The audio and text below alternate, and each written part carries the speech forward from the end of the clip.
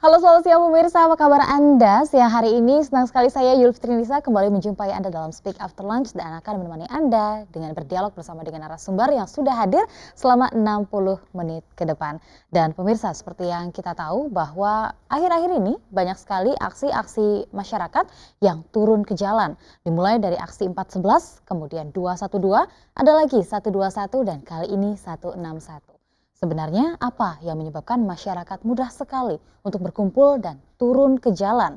Apakah ini adalah wujud dari akumulasi kekecewaan kepada pemerintah yang tidak bisa melaksanakan aspirasi mereka sehingga mereka harus turun ke jalan dengan sendirinya? Kita akan membahasnya di Speak After Lunch berikut ini.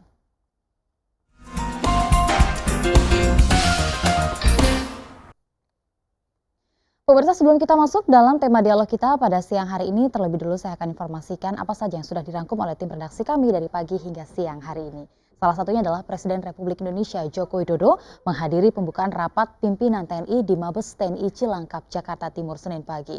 Kami juga akan hadirkan informasi lainnya dalam kilas siang berikut ini.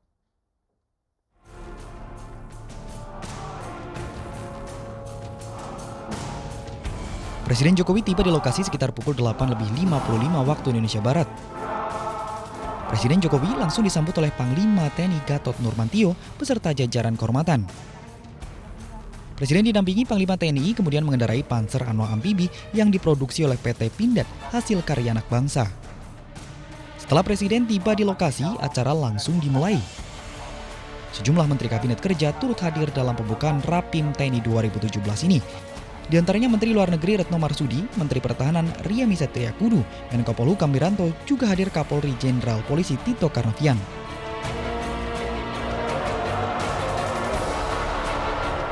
Hingga pukul 9.30 masa FPI masih melangsungkan sholat duha di Masjid Al-Azhar. Sebagian lainnya berkumpul di Jalan Raden Fatah Raya yang merupakan jalan di mana massa nantinya akan melakukan long march menuju Mabes Polri. Jalan sempat padat, khususnya di tempat yang dijadikan sebagai kantong parkir. Pihak kepolisian berusaha mengurai kepadatan dengan dibantu oleh pihak FPI. Namun demikian, hingga kini belum ada pengalihan arus lalu lintas dalam aksi damai 161 ini.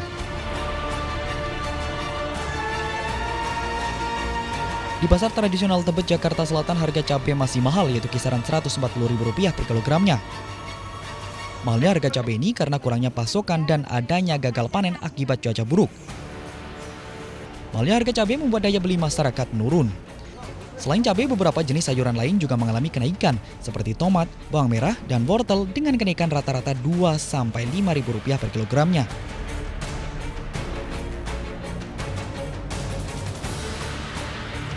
Di tengah fenomena pedasnya harga cabai, petugas kapal patroli Bea Cukai menangkap 1 unit kapal penyeludupan bawang merah di perairan Tambun Tulang, Tanjung Balai Asahan, Sumatera Utara.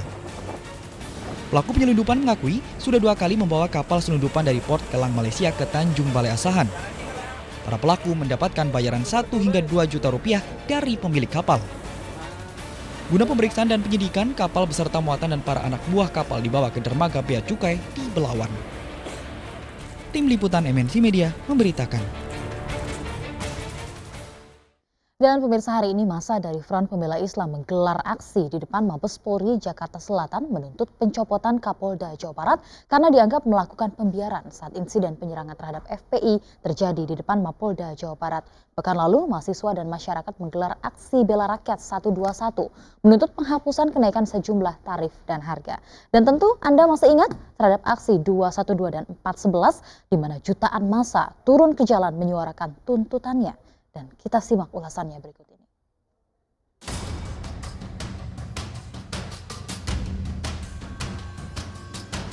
16 Januari 2017, massa dari Front Pembela Islam berunjuk rasa di depan markas Kepolisian Republik Indonesia menuntut pencopotan Kapolda Jawa Barat Irjen Pol Anton Carlyan.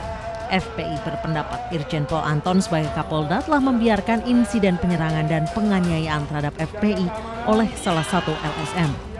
Selain itu, massa menuntut agar secepatnya kepolisian mengusut tuntas kasus tersebut dan menangkap aktor intelektual yang berada di balik bentrokan.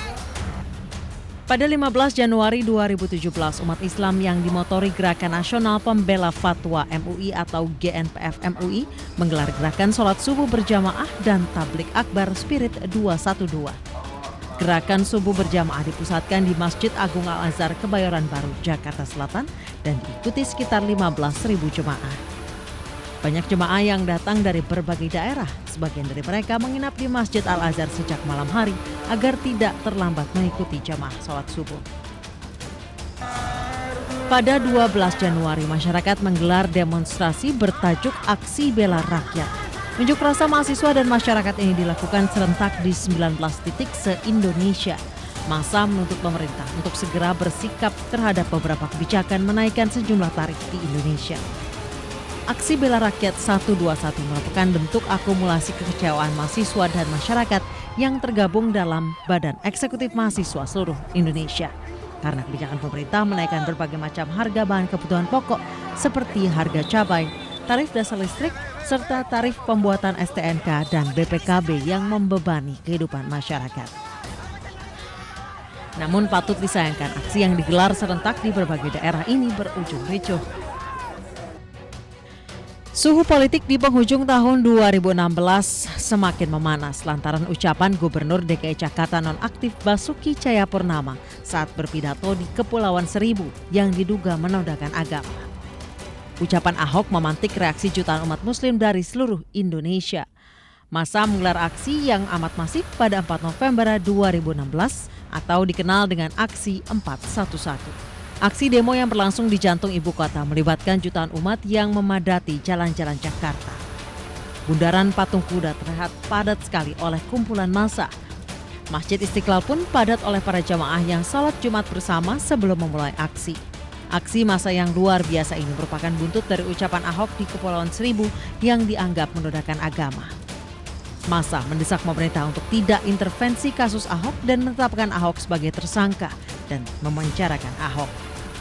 Aksi 2 Desember atau yang dikenal dengan Aksi 212 merupakan lanjutan dari Aksi Bela Islam Jilid 2 atau Aksi 411. Jutaan umat muslim menggelar salat Jumat di lapangan Monas. Dalam aksi ini massa menuntut Ahok yang sudah ditetapkan sebagai tersangka kasus penodaan agama untuk segera ditahan selama proses hukum dugaan penodaan agama berlangsung. Massa juga menuntut agar kasus yang menjerat Ahok tidak diintervensi oleh pemerintah. Aksi digelar begitu masif. Presiden Joko Widodo dan Wakil Presiden Yusuf Kala pun ikut salat Jumat di lapangan Monas bersama peserta aksi. Banyak analisa mengemuka atas fenomena 411, 212, 121 dan demonstrasi masif yang melibatkan banyak massa. Pada 411 dan 212 aksi berlangsung begitu damai.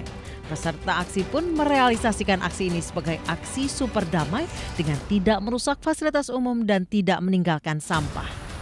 Aksi pun begitu damai dengan banyaknya warga yang membagikan makanan bagi para peserta aksi maupun orang-orang yang lewat. Beragam aksi yang diikuti ratusan ribu bahkan hingga jutaan umat pasti menimbulkan dampak dalam konteks perubahan sosial.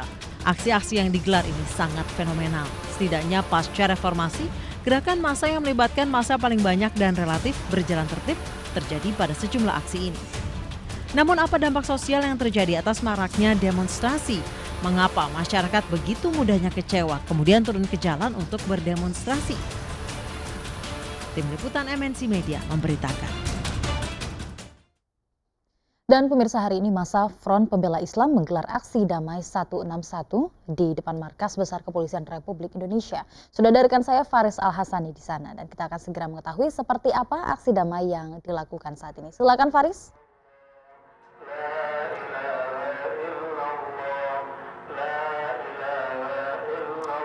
Baik, rekan Yufi dan pemirsa, maaf sekali saya tidak bisa mendengarkan apa yang Anda tanyakan Yufi.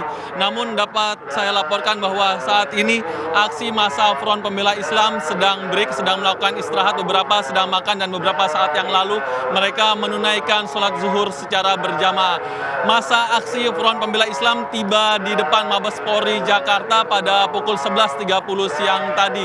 Dan dalam aksinya, masa yang dipimpin oleh Imam Besar Front Pembela Islam Habib Muhammad Rizik Syihab mendatangi Mabes Polri untuk melayangkan setidaknya ada 2 tuntutan mereka dalam aksi massa pada hari ini. Tuntutan pertama yaitu Front Pembela Islam meminta kepada Kepolisian Republik Indonesia untuk khususnya Kapolri untuk mencopot Kapolda Jawa Barat Irjen Pol Anton Carlyan. Anton Carlyan dianggap bertanggung jawab karena membiarkan terjadinya aksi saling serang menyerang, baik yang dilakukan oleh Front Pembela Islam maupun yang dilakukan oleh masa Gerakan Masyarakat Bawah Indonesia atau GMBI. Aksi kedua, atau maksud saya tuntutan kedua yang dilayangkan oleh Front Pembela Islam dalam aksinya pada hari ini adalah meminta kepada Mabes Polri, khususnya kepada Kapolri, untuk mengusut atau mencari tahu siapa yang menjadi dalang di balik aksi penyerangan terhadap Front Pembela Islam, khususnya terhadap mereka para ulama yang diserang menurut pihak Front Pembela Islam oleh gerakan Ormas, maksud saya Gerakan Masyarakat Bawah Indonesia atau GMBI. Masa aksi yang hadir pada hari ini diperkirakan ada sekitar 5.000 orang, itu estimasi dari pihak Front Pembela Islam.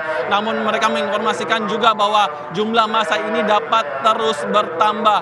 Untuk pengamanan sendiri, pihak Polda Metro Jaya menurunkan setidaknya ada 2.800 personil kepolisian, ada polisi berjilbab juga yang kita lihat. Tidak hanya itu, ada juga bantuan dari pihak Tentara Nasional Indonesia yang juga ikut melakukan pengamanan di depan Mabes Polri ini. Aksi massa diberikan waktu hingga pukul 18 sore hari nanti, dan menurut perkiraan awal masa aksi, perwakilan dari masa aksi akan diterima oleh pihak Mabes Polri.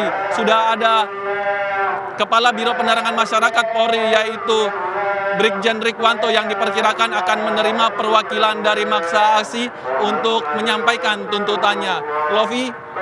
Maksud saya Yufi, demikian laporan langsung dari Mabes Polri. Kita kembali kepada Anda di studio. Silakan. Ya, terima kasih Faris Al-Hasani melaporkan langsung dari depan Mabes Polri. Selamat kembali bertugas. Pemirsa, itu tadi dilaporkan oleh Faris Al-Hasani yang saat ini sudah banyak sekali peserta aksi damai yang dilakukan di depan Mabes Polri untuk menyuarakan terkait dengan dugaan pembiaran yang dilakukan Kapolda Jawa Barat. Dan pemirsa, kita masih akan melanjutkan hari ini untuk di Speak After Lunch makna aksi massa yang akan kita bahas bersama dengan narasumber yang sudah hadir. Langsung saja saya perkenalkan kepada Anda untuk membahas seperti apa sebenarnya dampak dari aksi massa ini terhadap sosial yang ada di masyarakat, kemudian dilihat dari sisi politiknya. Ini sudah ada nih para pakar-pakarnya, ada Pak Ihsan Abdullah, Wakil Ketua Komisi Hukum MUI. Selamat siang. Selamat siang, Mbak Yufi. Terima kasih Pak Abdullah. Waalaikumsalam Warahmatullahi wabarakatuh. Terima kasih sudah kembali hadir di sini. Kemudian ada Mbak Devi Rahmawati, pengamat sosial. Selamat siang Mbak Devi. Selamat siang, Mbak. Terima kasih sudah kembali di Speak After Lunch. Dan Pak Emrus Sihombing, pengamat komunikasi politik. Selamat siang Pak Emrus. Selamat siang Bu. Terima kasih sudah hadir di Speak After Lunch. Jika kita lihat begitu ya, akhir-akhir ini banyak sekali aksi massa yang digelar, entah itu dikemas sebagai demonstrasi maupun aksi damai di Indonesia. Jika kita lihat dampak-dampaknya ini baik dari aktivitas-aktivitas dari masyarakat ini terganggu, kemudian dampak secara sosial, ada dampak secara politik. Tapi kita akan mengulas lebih dalam lagi terkait dengan dampak-dampak yang akhirnya disebabkan oleh aksi massa yang banyak sekali ada dan turun di jalan-jalan yang ada di kota-kota besar di Indonesia. Sesaat lagi pemirsa di Speak After.